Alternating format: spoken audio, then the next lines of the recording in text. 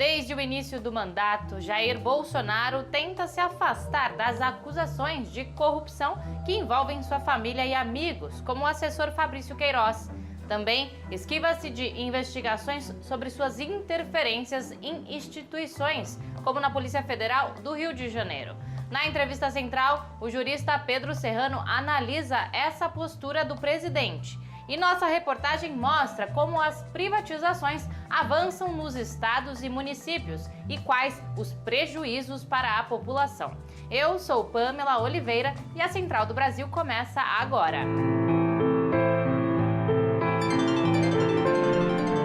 Central do Brasil. 7 estados que reabriram as escolas estão entre os 10 com mais mortes por Covid-19. O retorno às aulas presenciais preocupa médicos, cuidadores, professores e estudantes. No Rio Grande do Sul, por exemplo, muitas escolas ainda não receberam os equipamentos de proteção individual. Vamos saber mais na reportagem de Nayata Wani. Trilhos do Brasil. O Brasil já soma mais de 150 mil mortes por coronavírus.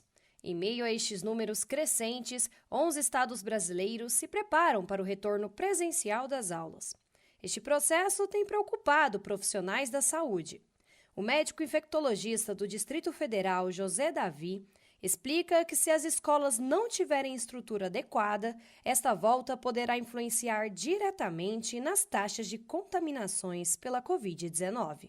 Abrir escolas significa o deslocamento de centenas de milhares de pessoas, porque além das crianças nós temos professores, nós temos pessoal administrativo, nós temos pessoal de apoio, da limpeza, das merendas, transporte escolar. Então, todo cuidado é pouco. Essa flexibilização tem gerado questionamentos nos estudantes, que cobram por mais estrutura nas escolas para recebê-los e assim minimizar os riscos. Como afirma a estudante do ensino médio de São Paulo, Maria Lúcia. Além de todas essas problemáticas encontradas, da falta de acesso e quantidade de estudantes, a gente também tem a falta de estrutura dentro das nossas escolas. Infelizmente, a juventude pode ser, sim, a maior transmissora do vírus, né? Em Manaus, as aulas retornaram em agosto. E 15 dias após o início, 342 professores testaram positivo, segundo o Sindicato dos Professores das Escolas Públicas de Manaus.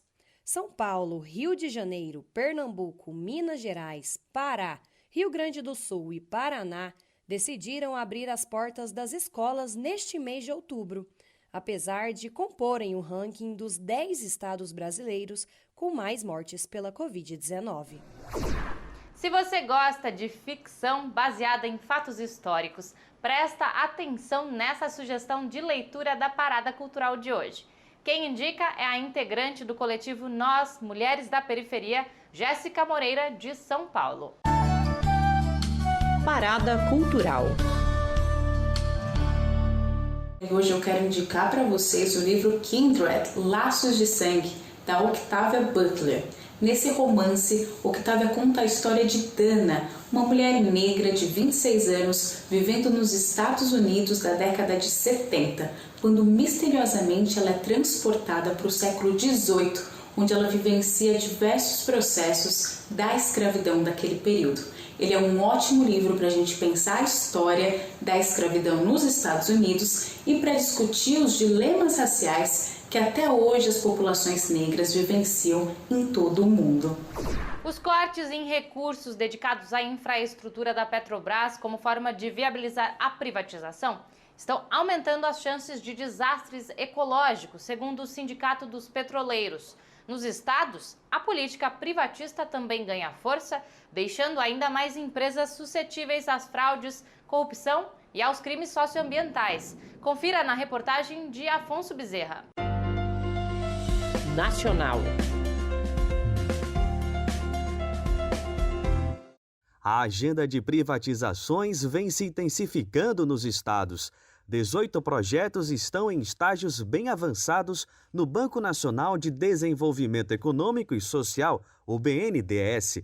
A lista de privatizações inclui venda de empresas no setor de energia, saneamento e telecomunicações, como é o caso da Copel Telecom, no Paraná. Estratégica, a empresa fornece internet para quase a totalidade dos municípios paranaenses.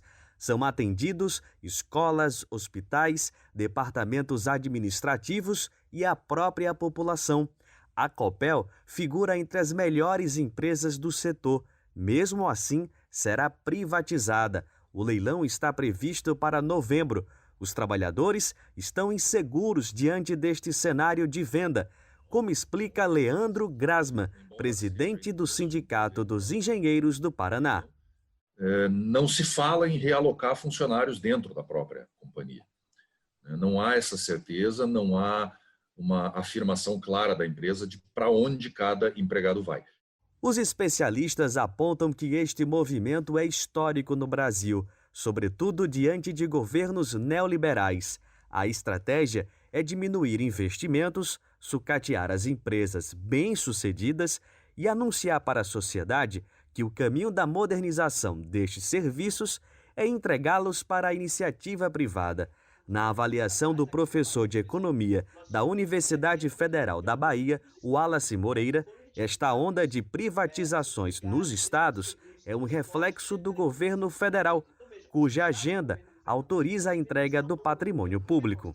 Quando você tem um governo federal que está implementando uma agenda, né, que condiz com os interesses de instituições internacionais e do mercado, que coloca, na minha concepção, o Brasil numa condição de subordinação ao capital, você vai ter os estados também aderindo a essa agenda. O presidente Jair Bolsonaro tentou se desvincular do escândalo de corrupção envolvendo Chico Rodrigues, vice-líder do governo no Senado e seu amigo pessoal. Para se blindar de casos como esse, Bolsonaro tem interferido no dia a dia de instituições, como a Polícia Federal e o Judiciário. Pedro Serrano, jurista e professor da PUC de São Paulo, conversa com Jonatas Campos. Entrevista Central. Nossa conversa hoje é com o advogado Pedro Serrano. Ele é doutor em Direito e professor da Pontifícia Universidade Católica de São Paulo, a PUC. E gentilmente nos concede essa entrevista. Professor, agradecemos sua disponibilidade. Muito obrigado pelo convite. Enquanto o presidente Bolsonaro afirma que em seu governo não há mais corrupção, não tem mais corrupção, entre aspas, a Transparência Internacional aponta em relatórios que o combate à corrupção está sendo prejudicado no Brasil exatamente no arcabouço institucional. Eu gostaria de lhe perguntar, onde exatamente no arcabouço institucional o governo Bolsonaro está atrapalhando o combate à corrupção? Primeiro, vamos dizer, com a adoção de medidas de controle excessivo da Polícia Federal e do Ministério Público. O governo Bolsonaro está com uma política não apenas de garantir no Ministério Público e na Polícia a legítima intervenção da soberania popular que o presidente representa, mas ele está com uma ideia de aparelhar essas instituições para fim de realizar suas intenções políticas. São instituições que não devem participar das disputas de poder.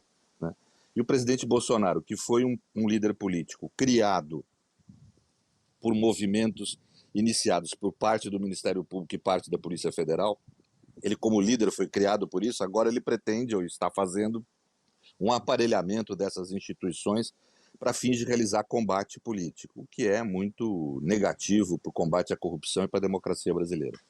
Ainda levando em consideração essa frase do presidente Bolsonaro, existe governo sem corrupção, doutor? Não existe, não se conhece na história do planeta governos que não tenham tido casos de corrupção, né?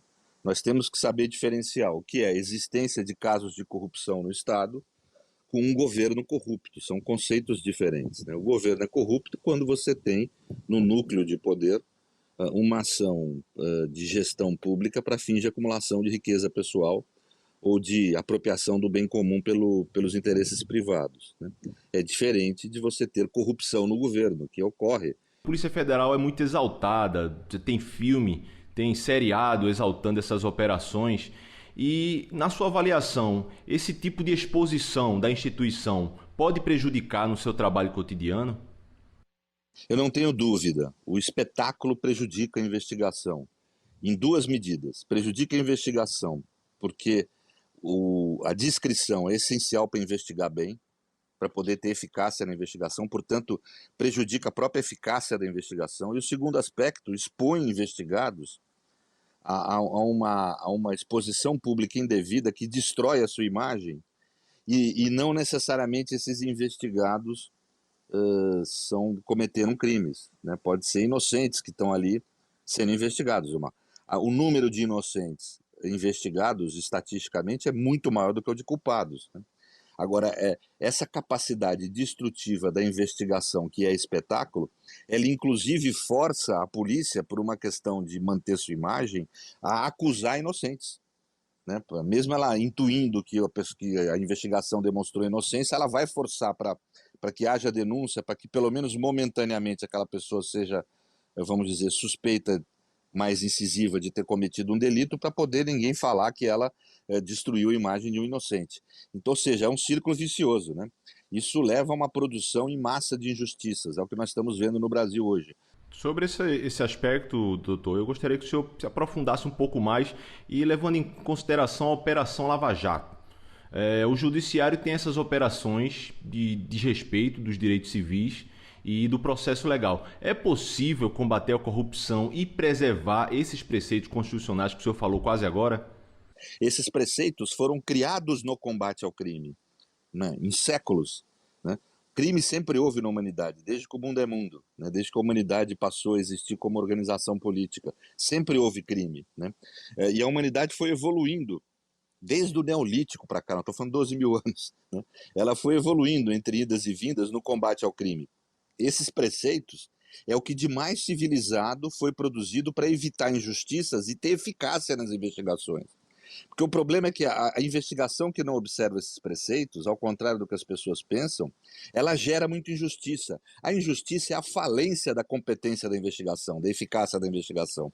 Porque, veja, você colocar um inocente atrás das grades tem dois efeitos. Você colocou um inocente atrás das grades, o que é terrível, e um culpado está solto, né? Ou seja, você não observar os preceitos que visam garantir ou a não produção de injustiça na decisão, elas são uma garantia de eficácia da decisão. A criminalidade é tema recorrente em campanhas eleitorais. Medidas punitivistas que endurecem penas e incentivam o encarceramento têm como alvo trabalhadores pobres, especialmente a população negra das periferias. Nas prisões, a proporção de pessoas negras cresceu 14% nos últimos 15 anos. Taiguara Líbano Soares, professor de Direito na Universidade Federal Fluminense, propõe novos caminhos para enfrentar esses problemas. Novos caminhos.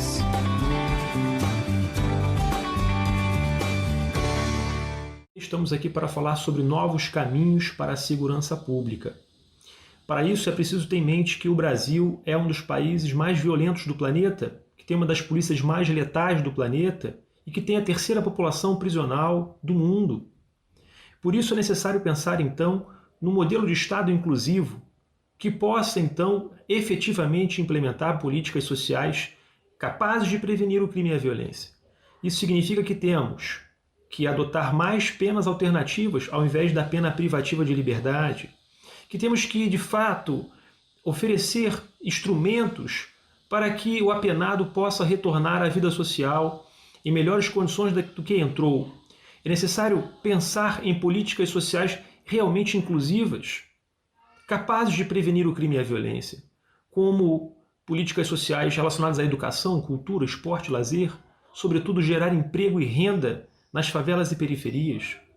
Essa é a única alternativa para o combate efetivo à violência.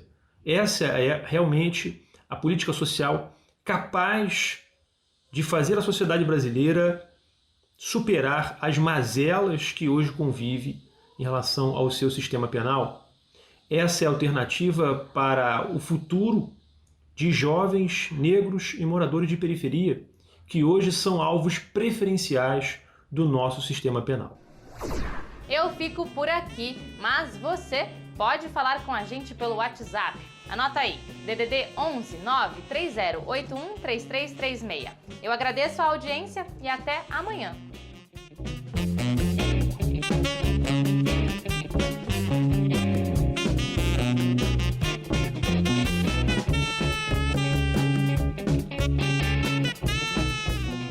Central do Brasil, a rede de comunicação dos movimentos populares.